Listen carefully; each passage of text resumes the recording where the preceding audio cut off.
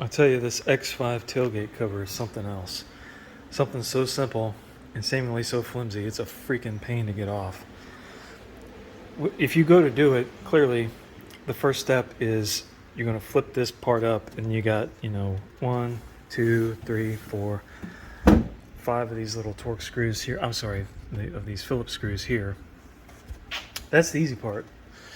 That is by far the easiest part. Then you've got a Torx screw that comes out of here. Then you've got to take this handle off,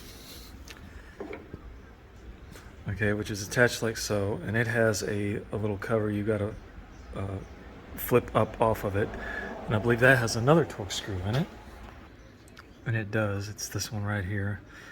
I believe both of those are T15s on the handle. Then the handle itself just pulls right off of this this splined shaft. So at that point you might think, you're pretty much home free and you could pull that cover off, but I'm telling you, it's going to fight you the whole freaking way. And the reason I was doing this was to try to see if I could eliminate this rattle out of that closing assist solenoid in there, but I took all this off, and this is not that bad. I think these are T30s or something. 1, 2, 3, 4, 5 of them. Take that out. These are, I think this is a 15 mil bolt head on these.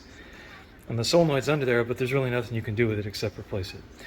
And I am assuming that this probably slides up and down to latch and secure this, so there's no way to really put anything under that. All I did was I put a little extra axle grease in there, try to cushion it a little bit, but this piece itself, you can't even really hardly find it for sale. If you do, it has the solenoid underneath this panel and this panel, and it's like $400, and it's just not worth that. So I'm just going to have to live with that if that is indeed the source of my rattle. But back to this panel. So this is what it looks like when it's off, and technically you can see this ridge here. This piece and that piece actually would be oriented like this.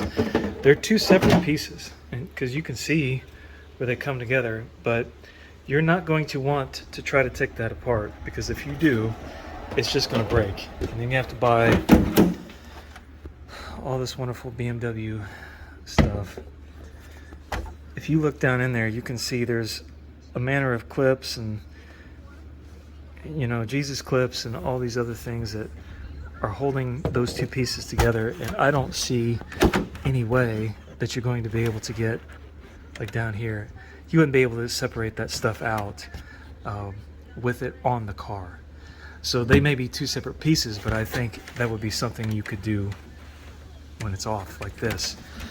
So as you're taking this off, and the panel will not be near this close to being off, but you're going to be pulling, and it's going to be going back and forth, side to side, and you're going to be wondering what the problem is.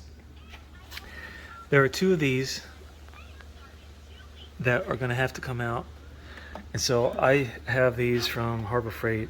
I pulled up under the trim here and just kind of popped them out, worked my way around the stuff as much as I could. And then it's just a really tight squeeze fit around the sides, okay? And the only thing you can do is just keep pulling and adding more pressure, rock this side and rock that side, and then eventually it'll come off. I would say another one of those deals where if you get in a hurry, it's all just gonna break, knowing, BMW's love of cheap plastic. So I'm gonna get this half back on there and see if I can show you what I'm talking about.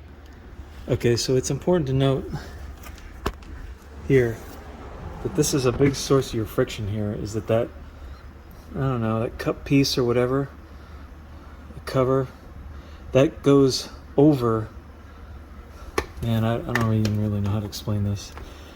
There's a metal part here, I'll just pull it off. Okay, so there's the metal part of the tailgate, and this is an extremely tight fit over it. And that is a source of a lot of your friction when you're trying to get the thing off, all right? So if you're able to get behind this with a like a pry tool, one of those plastic trim tools, and push down. That will help you a lot, because you've also got, you're trying to get it off of, these are like alignment dowels, but then these are the parts I'm talking about where you need to kind of get up in here with something and you know, pop these out of these holes here. They're one on each side of that handle. But this is what makes it such a real tight fit coming on and off. Okay, you see how this is like cocked up like this? It has to be when you're putting it back on in order to get this plastic part around the latch, and vice versa when it's coming off. So if you can tilt the whole thing backwards, it's going to help you get that panel off. And then as you're going back on, you've also got to make sure you're getting the release lever lined up, or stud lined up with that hole.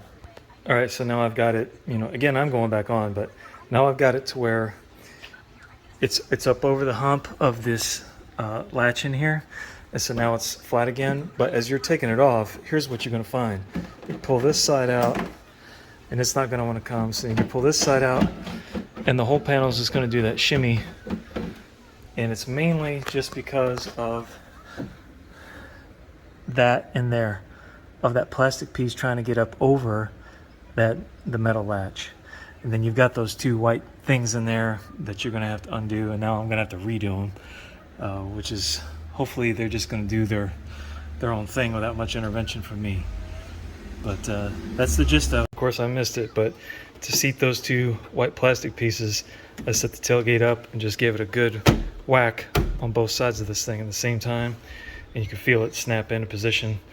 Then the only thing left, so now this should be, you know, pretty close to flush. The only thing left should just be putting all the screws back in. Again, good luck.